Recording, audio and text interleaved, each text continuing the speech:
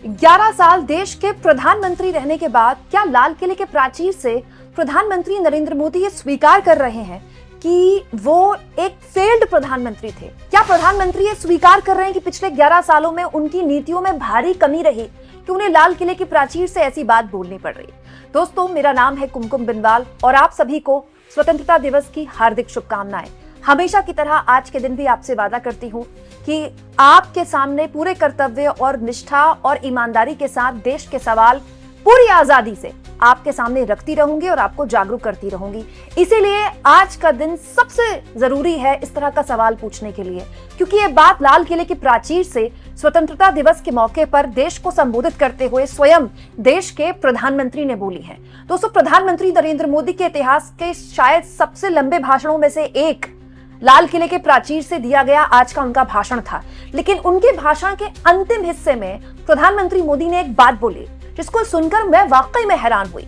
हो सकता है आपका ध्यान उस पर नहीं गया हो, तो एक पत्रकार के तौर पर मेरा कर्तव्य है कि मैं आपका ध्यान उस ओर ले जाऊं, क्योंकि ये समझना और जानना बहुत जरूरी है कि हमारे प्रधानमंत्री लाल किले से देश को एक ऐसी समस्या के बारे में बता रहे हैं जिसके लिए शायद सबसे पहले उन्हीं से सवाल पूछे जाने चाहिए। दोस्तों, प्रधानमंत्री नरेंद्र मोदी ने आज लाल किले के प्राचीर से देश के सामने देश के अंदर बढ़ते एक खतरे के बारे में चिंता व्यक्त की और बताया कि ये जो घुसपैठियों का पूरा एक खतरा है, देश में राष्ट्रीय सुरक्षा का खतरा पैदा हो गया है। दोस्तों, प्रधानमंत्री नरेंद्र मोदी ने कहा कि ये जो घुसपैठिए हैं हमारे देश में, ये हमारे देश की रोजी रोटी छीन रहे हैं, हमारे देश के लोगों से हमारी देश की बहन बेटियों को निशाना बना रहे हैं। सीमावर्ती इलाकों में जो डेमोग्राफी है वो लगातार परिवर्तित हो रही है। सीमावर्ती इलाकों में डेमोग्राफी बदल रही है। इसके अलावा प्रधानमंत्री ये कहते हैं कि इसको लेकर उनकी सरकार बहुत सोच रही है और इसके लिए बकायदा एक मिशन का ऐलान प्रधानमंत्री ने आज किया और उसका नाम है हाई पावर डेमोग्राफी मिशन। मतलब प्रधानमंत्री कह रहे हैं कि देश में जो डेमोग्राफी है या तो वो बदल गई है या उसको बदलने की कोई चेष्टा कर रहा है और उसको लेकर मोदी चिंतित है। और वो कहते हैं कि आज लाल किले के प्राचीर से वो एक मिशन का ऐलान करते हैं। प्रधानमंत्री की ये बात कैसे खुद उनकी सरकार और स्वयं गृह मंत्री अमित शाह के पूरे कार्यकाल पर क्वेश्चन मार्क, प्रश्न चिन्ह उठाती है, मैं आगे आपको बताऊंगी। लेकिन पहले सुनिए प्रधानमंत्री ने लाल किले के प्राचीर से क्या बोला। मेरे प्यारे देशवासियों, मैं आज देश के सामने एक चिंता, एक चुनौती के संबंध में आगाह करना चाहता हूं। षड्यंत्र के तहत, सोची समझी साजिश के तहत देश की डेमोग्राफी को बदला जा रहा है। एक नए संकट के बीज बोए जा रहे हैं और ये घुसपैठिए मेरे देश के नौजवानों की रोजी रोटी छीन रहे हैं। एक घुसपैठिए मेरे देश की बहन बेटियों को निशाना बना रहे हैं। ये बर्दाश्त नहीं होगा। ये घुसपैठिए भोले भाले आदिवासियों को भ्रमित करके उनकी जमीनों पर कब्जा कर रहे हैं। ये देश सहन नहीं करेगा। दोस्तों, प्रधानमंत्री मोदी ने जो बात बोली है उस पर मैं 100% विश्वास करती हूं। प्रधानमंत्री अगर लाल किले के प्राचीर से यह बात बोल रहे हैं तो मैं इस बात की संजीदगी को बहुत ही ज्यादा सीरियसली लेती हूं। प्रधानमंत्री मोदी, मैं मानने को तैयार नहीं हूं कि वो कोई रैली या जनसभा का भाषण यहां पर बोलेंगे। वो उनके पास पूरी रिपोर्ट होगी, तभी वो ये बात बोल रहे हैं कि देश के सीमावर्ती इलाकों में डेमोग्राफी बदल गई है इस लेवल पर कि भारत सरकार को एक मिशन का ऐलान करना पड़ रहा है। लेकिन मैं ये जानना चाहती हूं कि नरेंद्र मोदी के देश के प्रधानमंत्री की कुर्सी पर बैठे हुए ये अनर्थ कैसे हो गया? ये कैसे हो गया कि देश के सीमावर्ती इलाकों में डेमोग्राफी बदलने का डर देश के प्रधानमंत्री को इस लेवल पर है कि वो लाल किले के प्राचीर में बैठकर इसको लेकर मिशन का आयोजन कर रहे हैं, तब जबकि खुद उनकी पार्टी की, उनकी सरकार की यही जिम्मेदारी है। और तो और इसके साथ साथ प्रधानमंत्री मोदी ने अमित शाह पर भी सवाल उठा दिए। दोस्तों, देश में जो गृहमंत्री हैं बीजेपी के चाणक्य अमित शाह, पिछले 6 साल से देश के गृहमंत्री की कमान वही संभाल रहे हैं और इस सरकार में नंबर 2 माने जाते हैं। जब मोदी ये बात बोल रहे थे तो कैमरा गृहमंत्री की तरफ गया। गृहमंत्री, रक्षा मंत्री बकायदा उसको अप्रिशिएट कर रहे थे और ताली बजा रहे थे मोदी के इस भाषण को, मतलब गृहमंत्री भी मानते हैं। हो सकता है गृहमंत्री ने ही उनको बताया हो कि देश की डेमोग्राफी बदल रही है। तो मैं ये जानना चाहती हूं दोस्तों कि देश की आंतरिक सुरक्षा की जिम्मेदारी तो गृह मंत्रालय के अंतर्गत आती है, और जो सीमावर्ती इलाके हैं हमारे देश के, जो सीमावर्ती राज्य हैं, उनमें मोस्टली जो राज्य है वहां तो बीजेपी की डबल इंजन सरकार दौड़ रही है। जैसे असम में घुसपैठियों का मुद्दा बहुत बड़ा है दोस्तों। असम में तो डबल इंजन की सरकार दौड़ रही है। इनफैक्ट हेमंत बिस्व शर्मा तो इस सरकार के बहुत ही लाडले हैं, मतलब बीजेपी के आला कमान के बहुत ही लाडले हैं। इन दिनों तो वो ब्लू आइड बॉय बने हुए हैं। इसके अलावा दोस्तों बिहार की सीमा लगती है नेपाल से। दोस्तों वहां भी पिछले 20 साल से एनडीए की सरकार है और बीजेपी वहां पर अपने डिप्टी सीएम बनाकर खूब, मतलब उसने राजनीतिक सुख भोगा है।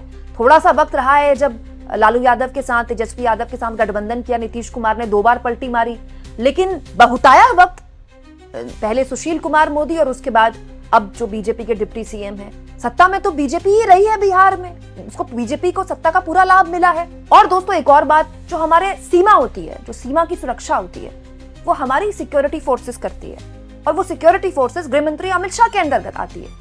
जैसे बॉर्डर सिक्योरिटी फोर्स है, बीएसएफ है, आईटीबीपी है, सब गृह मंत्रालय के तो अंतर्गत आता है, गृह मंत्रालय या रक्षा मंत्रालय।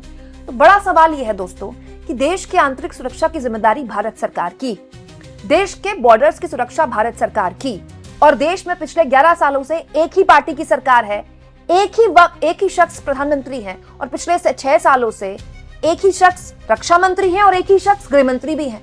तो फिर देश की सीमाओं के आगे इतना बड़ा संकट कैसे खड़ा हो गया? ये मामला इतनी अलार्मिंग पोजीशन में आ गया कि प्रधानमंत्री को लाल किले की प्राचीर से एक मिशन का आयोजन करना पड़ा, तब जाकर देश को यह बात बताई जा रही है। और ये कोई नई बात नहीं है। किसी भी राज्य में चुनाव होते हैं तो ये मुद्दा उठता है। दिल्ली में चुनाव होते हैं तो रोहिंग्या का मुद्दा उठता है।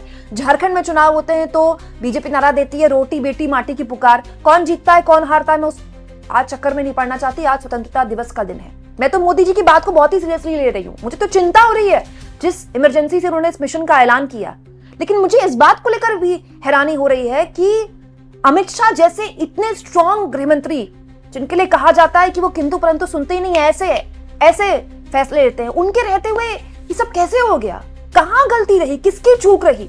सबसे पहले तो हमें यह पूछना चाहिए सवाल, देश की डेमोग्राफी कैसे बदल गई और किन किन राज्यों में देश की डेमोग्राफी बदली है? ये तो भारत सरकार को बताना चाहिए ना। जब भारत सरकार के मुखिया लाल किले के प्राचीर से इतनी इंपॉर्टेंट बात बता रहे हैं, तो आज स्वतंत्रता दिवस के मौके पर दोस्तों क्या आपको और मुझको ये जानने का अधिकार नहीं है? बहुत से लोग मेरी आलोचना कर सकते हैं कि कुमकुम बिनवाल को आज ही का दिन मिला मोदी पर सवाल उठाने का, लेकिन दोस्तों आज के दिन से ज्यादा मौजूद मुफीद कोई दिन हो ही नहीं सकता। आज स्वतंत्रता दिवस का दिन है। हमारे पुरखों ने अपने सर्वोच्च बलिदान दे दिया इसलिए कि हम आजादी में बिना रोक टोक एक ऐसा समाज में जी सकें जिसमें सवाल पूछने में कोई डर ना हो, जिसमें हमारे आने वाले जो नस्लें हैं उनको जीवन जीने में कोई चिंता ना हो। लेकिन एक ऐसा देश जहां पर प्रधानमंत्री लाल किले के प्राचीर से घुसपैठियों को लेकर इस तरह का बयान दे रहे हैं, क्या उस देश को जानने का अधिकार नहीं है कि चूक कहां हुई? पॉलिसी मेकर्स की तरफ से आखिर कैसे हो गया? क्या ऐसा तो नहीं है दोस्तों कि आधार कार्ड गलत लोगों के हाथ पहुंच गया है? क्योंकि आधार कार्ड बनाने की तो एक प्रक्रिया है, आंखों की पुतलियां वगैरह चेक होती हैं, पूरा एक साइंटिफिक तरीका है। और आधार कार्ड को सरकार ने बहुत प्रमोट किया है कि आप पैन कार्ड से भी जोड़िए, बैंक अकाउंट से भी जोड़िए। तो क्या ये आधार कार्ड गलत लोगों के हाथ पहुंच गया है क्या? और अगर ये हो गया है तो इसके लिए भी भारत सरकार जवाब दे।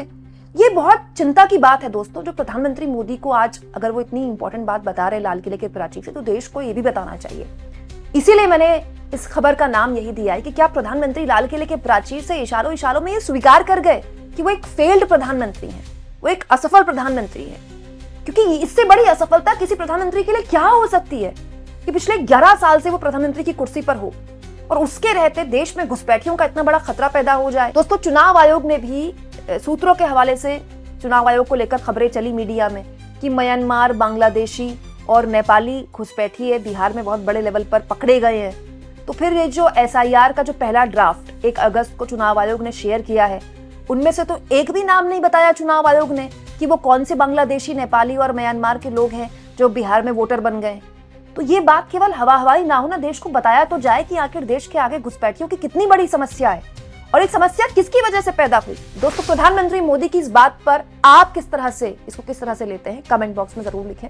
और आप सभी को दोस्तों, मेरे और मेरी पूरी टीम की ओर से आज स्वतंत्रता दिवस की बहुत बहुत शुभकामनाएं। मैं तो यही उम्मीद करती हूँ कि हम सब मिलकर आने वाली हमारी नस्लों के लिए एक ऐसा भारत बनाएं जिसमें हम सुरक्षित महसूस करें, आजाद महसूस करें और बेबाकी से अपनी चुनी हुई सरकारों से, अपने प्रतिनिधियों से वो सवाल पूछ पाएं जिससे हमारा आज आने वाला भविष्य उज्जवल हो।